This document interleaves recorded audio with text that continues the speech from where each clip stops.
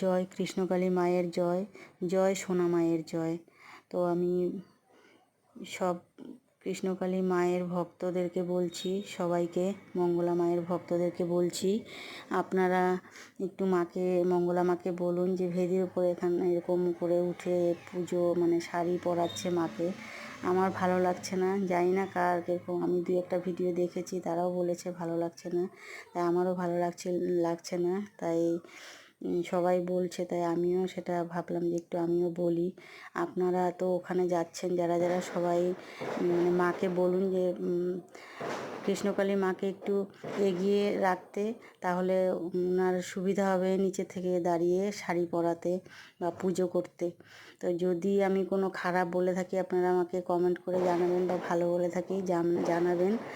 আর কি বলবো, জয় কৃষ্ণকালী মায়ের জয়, জয় সোনা মায়ের জয়।